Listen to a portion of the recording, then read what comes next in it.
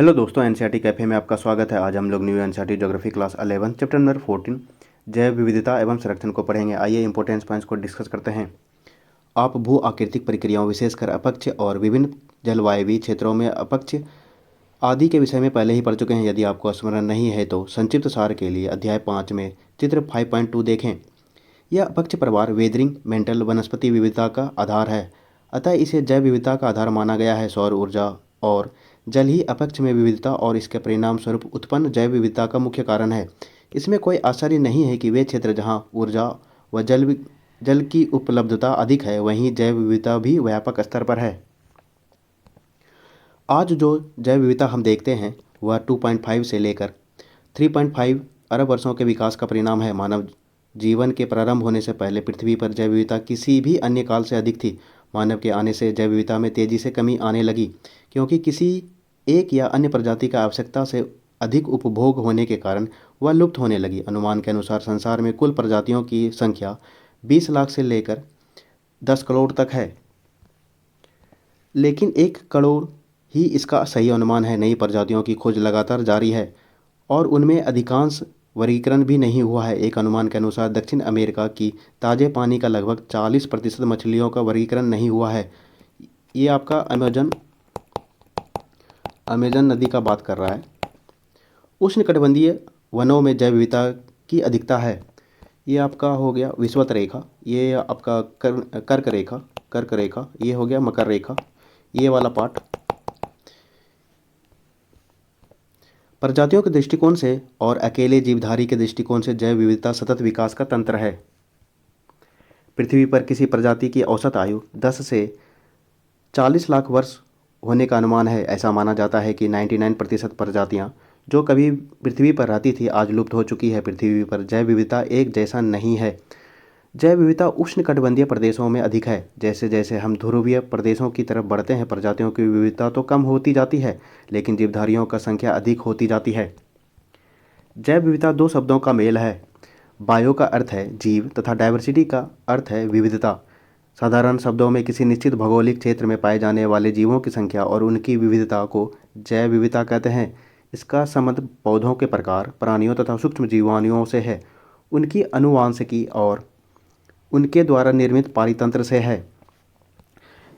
यह पृथ्वी पर पाए जाने वाले जीवधारियों की परिवर्तनशीलता, एक ही प्रजाति तथा विभिन्न प्रजातियों में परिवर्तनशीलता तथा विभिन्न परितंत्रों में विविधता से संबंधित है। जैव विविधता सजीव संपदा है। इसका मतलब क्या हो जाएगा? जैविक संसाधन है। यह विकास के लाखों वर्षों का इतिहास का परिणाम है। जैव विविधता को 3 स्तरों पर समझा जा सकता है। आनुवांशिकी जैव विविधता जेनेटिक डाइवर्सिटी, प्रजातीय जैव विविधता स्पेसीज डाइवर्सिटी। तीसरा पारितंत्रीय जैव विविधता इकोसिस्टम डाइवर्सिटी। आनुवांशिक जैव विविधता जेनेटिक डाइवर्सिटी जीवन के निर्माण के लिए जीन का मूलभूत इकाई है। किसी प्रजाति में जीन की विविधता ही आनुवांशिक जैव विविधता है। समान भौतिक लक्षणों वाले जीवों के समूह को प्रजाति कहते हैं। मानव आनुवांशिक रूप से होमो सेपियंस प्रजाति से संबंधित है। ये पूछा जाता है, मानव आनुवांशिक रूप से होमो सेपियंस, जिसमें कद, रंग और अलग दिखावट जैसे शारीरिक लक्षणों में काफ़ी भिन्नता है। इसका कारण आनुवांशिक विविधता है। विभिन्न प्रजातियों के विकास व फलने फूलने के लिए आनुवांशिक विविधता अत्यधिक अनिवार्य है।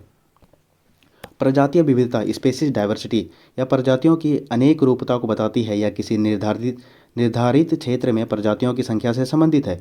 प्रजातियों की विविधता उनकी समृद्धि, प्रकार तथा बहुलता से आंकी जा सकती है। कुछ क्षेत्रों में प्रजातियों की संख्या अधिक है और कुछ ही में कम। जिन क्षेत्रों में प्रजातियां विविधता अधिक होती है उन्हें विविधता के हॉट स्पॉट कहते हैं। पारितंत्रीय विविधता इकोसिस्टम डाइवर्सिटी। अपने पिछले अध्याय में पारितंत्रों के प्रकारों में व्यापक भिन्नता और प्रत्येक प्रकार के पारितंत्रों में होने वाले पारितंत्रीय प्रक्रियाएं तथा आवास स्थानों की भिन्नता ही पारितंत्रीय विविधता बनाते हैं। पारितंत्रीय विविधता का परिसीमन करना मुश्किल और जटिल है, क्योंकि समुदाय, प्रजातियों का समूह और पारितंत्र की सीमाएं निश्चित नहीं है। ये आपको दिखाया गया है इंदिरा गांधी नेशनल पार्क, अन्नामलाई पश्चिमी घाट, घास भूमि एवं उष्णकटिबंधीय शोला वन। ये कहाँ है? आपका तमिलनाडु में है। जैव विविधता का महत्व, इम्पोर्टेंस ऑफ बायोडाइवर्सिटी। जैव विविधता ने मानव संस्कृति के विकास में बहुत योगदान दिया है और इसी प्रकार मानव समुदाय ने भी आनुवांशिक प्रजातियां व पारिस्थितिक स्तरों पर प्राकृतिक विविधताएं को बनाए रखने में बड़ा योगदान दिया है। जैव विविधता की पारिस्थितिक, इकोलॉजिकल, आर्थिक, इकोनॉमिक और वैज्ञानिक साइंटिफिक भूमिकाएं प्रमुख है। जैव विविधता की पारिस्थितिकीय भूमिका। पारितंत्र में विभिन्न प्रजातियां कोई न कोई क्रिया करती रहती है। परितंत्र में कोई भी प्रजाति बिना कारण न तो विकसित हो सकती है और न ही बनी रह सकती है, अर्थात प्रत्येक जीव अपनी जरूरत को पूरा करने के साथ साथ दूसरे जीवों के पनपने में भी सहायक होता है। क्या आप बता सकते हैं कि मानव परितंत्रों के बने रहने में क्या योगदान है? जीव व प्रजातियां ऊर्जा ग्रहण कर उसका संग्रहण करती है, कार्बनिक पदार्थ उत्पन्न एवं विघटित करती है और परितंत्र में जल व पोषक तत्वों के चक्र को बनाए रखने में सहायक होती है। इसके अतिरिक्त प्रजातियां वायुमंडलीय गैस को स्थिर करती है और जलवायु को नियंत्रित करने में सहायक होती है। ये परितंत्रीय क्रियाएं मानव जीवन के लिए महत्वपूर्ण क्रियाएं हैं। पारितंत्र में जितनी अधिक विविधता होगी, प्रजातियों के प्रतिकूल स्थितियों में भी रहने की संभावना और उनकी उत्पादकता भी उतनी ही अधिक होगी। प्रजातियों को की क्षति से तंत्र के बने रहने की क्षमता भी कम हो जाएगी। अधिक आनुवांशिक विविधता वाली प्रजातियों की तरह अधिक जैव विविधता वाले पारितंत्र में पर्यावरण के बदलावों को सहन करने की अधिक सक्षमता होती है। दूसरे शब्दों में, जिस पारितंत्र में जितनी प्रकार की प्रजातियां होंगी, वह पारितंत्र उतना ही अधिक स्थायी होगा।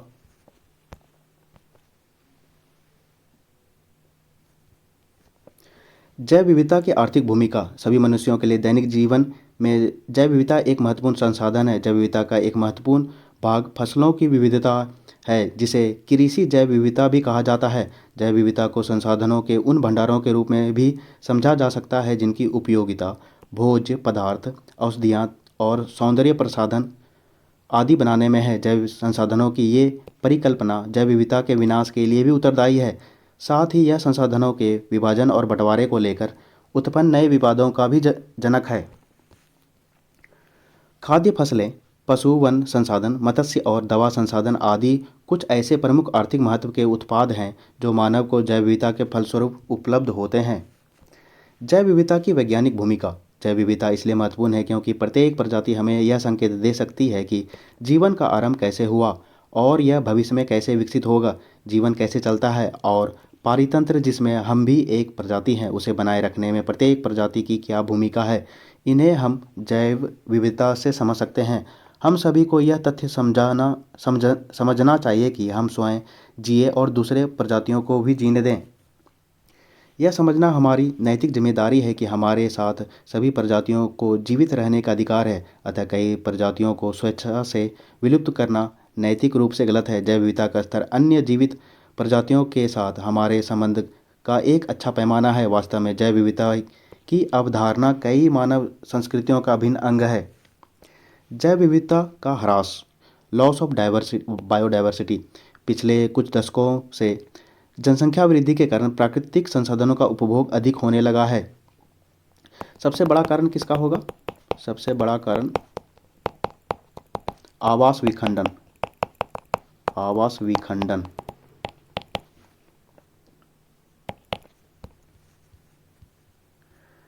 इससे संसार के विभिन्न भागों में प्रजातियों तथा उनके आवास स्थानों में तेजी से कमी हुई है। उष्णकटिबंधीय क्षेत्र, जो विश्व के कुल क्षेत्र का मात्र 1/4 भाग है, यहाँ संसार की 3/4 जनसंख्या रहती है। इस विशाल जनसंख्या की जरूरत को पूरा करने के लिए संसाधनों का दोहन और वनोन्मूलन अत्यधिक हुआ है। उष्णकटिबंधीय वर्षा वाले वनों में पृथ्वी का लगभग 50% प्रजातियां पाई जाती है और प्राकृतिक आवासों का विनाश पूरे जैव मंडल के लिए हानिकारक सिद्ध हुआ है। ये आपका उष्णकटिबंधीय वाला प्रदेश हो गया, ये विषुवत रेखा, कर्क रेखा और ये मकर रेखा। इस वाले पार्ट में कितना है? 50% जनसंख्या यहीं पर बसा हुआ है। प्राकृतिक आपदाएं जैसे भूकंप, बाढ़, ज्वालामुखी उद्गार, दावानल, इसका क्या हो जाएगा ये शब्द का? जंगल की आग, ये शब्दावली इंपॉर्टेंट है। सूखा आदि पृथ्वी पर पाए जाने वाली प्राणी जात और वनस्पति जात को क्षति पहुंचाते हैं और परिणाम स्वरूप संबंधित प्रभावित प्रदेशों को जैव विविधता में बदलाव आता है। कीटनाशक और अन्य प्रदूषक जैसे हाइड्रोकार्बन और विषैली भारी धातु संवेदनशील और कमज़ोर प्रजातियों को नष्ट कर देते हैं। वे प्रजातियां जो स्थानीय आवास की मूल जैव प्रजाति नहीं है, लेकिन उस तंत्र में स्थापित की गई, उन्हें विदेशज प्रजातियां एक्सोटिक स्पेसीज कहा जाता है। ऐसे कई उदाहरण हैं जब विदेशज प्रजातियों के आगमन से पारितंत्र में प्राकृतिक या मूल जैव समुदाय को व्यापक नुकसान हुआ है। पिछले कुछ दशकों के दौरान कुछ जंतुओं जैसे बाघ, चीता, हाथी, गेंडा, मगरमच्छ, मिंक और पक्षियों का उनके सींग, सूंड व खालों के लिए निर्दयतापूर्वक अवैध शिकार किया जा रहा है। इसके फलस्वरूप कुछ प्रजातियों लुप्त होने के कगार पर आ गई है। प्राकृतिक संसाधनों व पर्यावरण संरक्षण की अंतर्राष्ट्रीय संस्था IUCN के संकटापन्न पौधों व जीवों की प्रजातियां को उनके संरक्षण के उद्देश्य से 3 वर्गों में विभाजित किया गया है। संकटापन्न प्रजातियां, इसमें वे सभी प्रजातियां सम्मिलित हैं जिनके लुप्त हो जाने की खतरा है। International union for conservation of nature and natural resource, ये आपको दिखाया गया है। रेड पांडा एक संकटापन्न प्रजातियां हैं और ये आपका है हमबोसिया डेकरेंस बेड, दक्षिणी पश्चिमी घाट भारत का दिखाया गया एक दुर्लभ प्रजाति है। विश्व की सभी संकटापन्न प्रजातियों के बारे में रेड लिस्ट के नाम से सूचना प्रकाशित करता है। सुभेद प्रजातियां का मीनिंग क्या हो जाएगा? आसानी से भेदी जाती है, मतलब आसानी से शिकार कर लिया जाता है। इसमें वे प्रजातियां सम्मिलित हैं जिन्हें यदि संरक्षित नहीं किया गया या उनके विलुप्त होने में सहयोगी कारक यदि जारी रहे तो निकट भविष्य में उनके विलुप्त होने का खतरा है। इनकी संख्या अत्यधिक कम होने के कारण इनका जीवित रहना सुनिश्चित नहीं है। दुर्लभ प्रजातियां, रेयर स्पेसीज, संसार में इन प्रजातियों की संख्या बहुत कम है। ये प्रजातियां कुछ ही स्थानों पर सीमित है या बड़े क्षेत्र में विरल रूप में बिखरी हुई है। ये आपका भारत में जंगली गधा ये कहाँ है? कच्छ के रण में पाया जाता है। ये बहुत ही रेयर पाया जाता है, ये आपका गुजरात में। और आपका गोल्डन टाइगर। जैव विविधता का संरक्षण, मानव के अस्तित्व के लिए जैव विविधता अति आवश्यक है। जीवन का हर रूप एक दूसरे पर इतना निर्भर है कि किसी एक प्रजाति पर संकट आने से दूसरे में असंतुलन की स्थिति पैदा हो जाती है। यदि पौधों और प्राणियों की प्रजातियां संकटापन्न होती है तो इससे पर्यावरण में गिरावट उत्पन्न होती है और अंतोगत्वा मनुष्य का अपना अस्तित्व भी खतरे में पड़ सकता है। आज यह अति अनिवार्य है कि मानव को पर्यावरण मैत्री संबंधी पद्धतियों के प्रति जागरूक किया जाए और विकास की ऐसी व्यवहारिक गतिविधियां अपनाई जाए जो दूसरे जीवों के साथ समन्वित हो और सतत पोषणीय हो। इस तथ्य के प्रति भी जागरूकता बढ़ रही है कि संरक्षण तभी संभव और दीर्घकालीन होगा जब स्थानीय समुदायों व प्रत्येक व्यक्ति की इसमें भागीदारी होगी।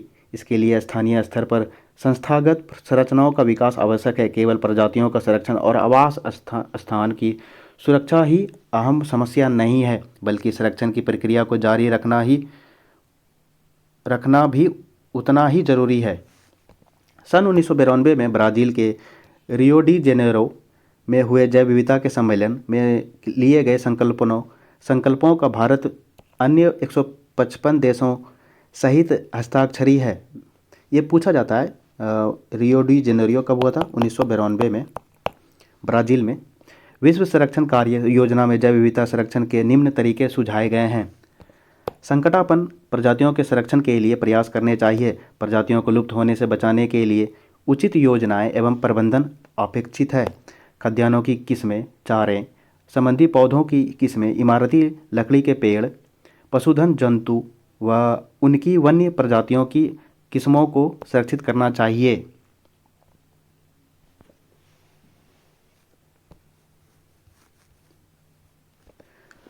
प्रत्येक देश को वन्य जीवों के आवास को चिन्हित कर उनकी सुरक्षा को सुनिश्चित करना चाहिए। प्रजातियों के पलने बढ़ने और विकसित होने के स्थान सुरक्षित हो, वन्य जीवों व पौधों का अंतर्राष्ट्रीय व्यापार नियमों के अनुरूप हो। भारत सरकार ने प्राकृतिक सीमाओं के भीतर विभिन्न प्रकार की प्रजातियों को बचाने, संरक्षित करने और विस्तार करने के लिए वन्य जीव सुरक्षा अधिनियम 1972 पारित किया। ये पूछा जाता है, वन्य जीव सुरक्षा अधिनियम 1972। ये स्टॉकहोम सम्मेलन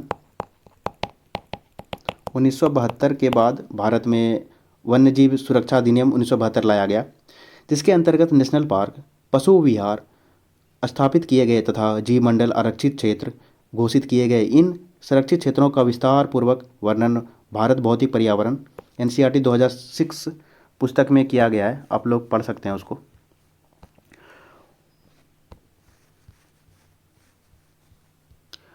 वह देश जो उष्णकटिबंधीय क्षेत्र में स्थित है, उनमें संसार की सर्वाधिक प्रजातियां विविधता पाई जाती है। उन्हें महाविविधता केंद्र, मेगा डाइवर्सिटी सेंटर्स कहा जाता है।